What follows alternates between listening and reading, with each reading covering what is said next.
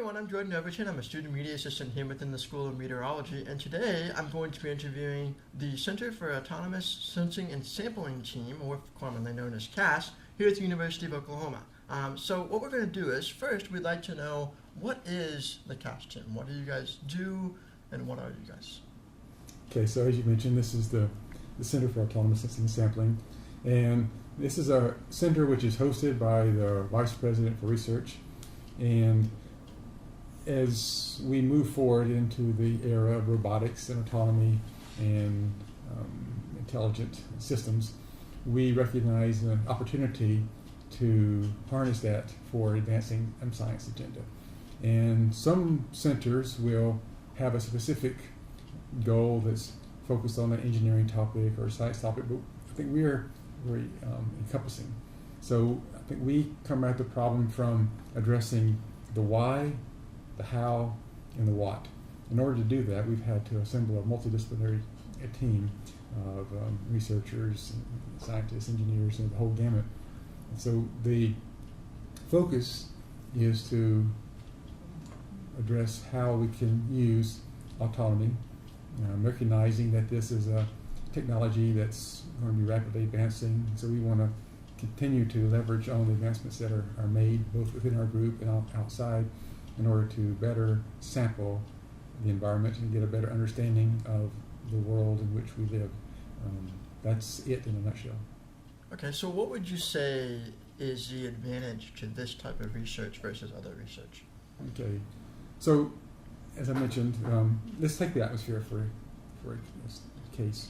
This is how we got started.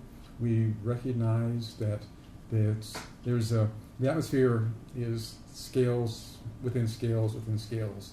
And so the larger scale portions of the atmosphere are evolving relatively slowly.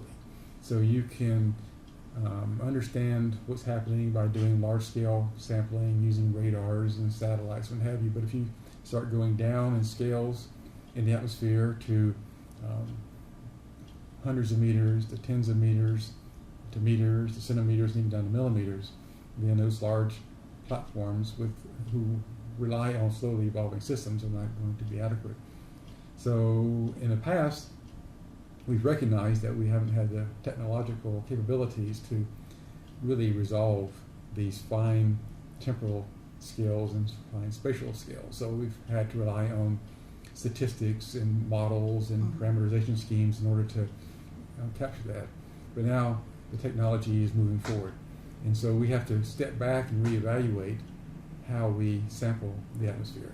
So now we have these capabilities of using unmanned aircraft systems to get our sensors directly into the atmospheric flows, into the turbulent structures, into the places where we can sample the smaller scales and the smaller scales.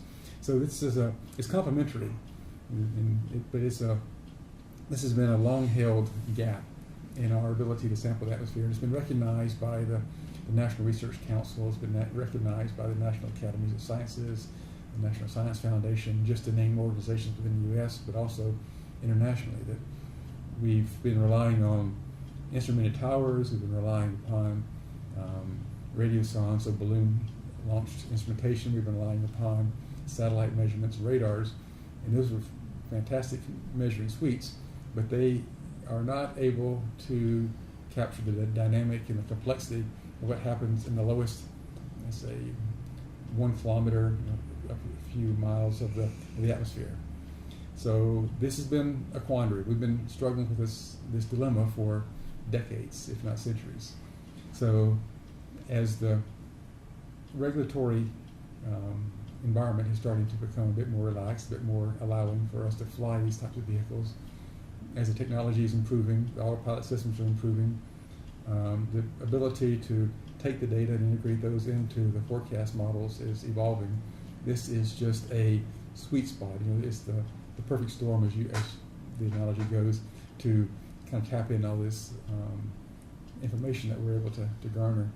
So we began with looking at the atmospheric component using unmanned aircraft systems. And then about 3 years ago, we won a large award from the National Science Foundation which brought $6 million into the hands of University of Oklahoma, Oklahoma State University, University of Nebraska, and University of Kentucky. And so over 4 years. So the National Science Foundation also recognized that this was an area that needs to be more thoroughly explored, and so they gave this money to these institutions so they could begin examining how unmanned aircraft systems. We tend to use the word UAS or UAV or unmanned aircraft systems as opposed to drone, although it's still what it is.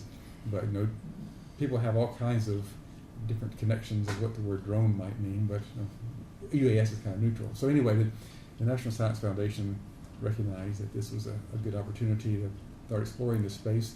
And so once we got that first funding in place, then we started getting the attention of the university at the vice president research level, and then they've invested into our enterprise. So now it's growing. We've gotten critical mass. We're making great inroads into exploring this. And as that happens, then it's starting to broaden out into more interdisciplinary.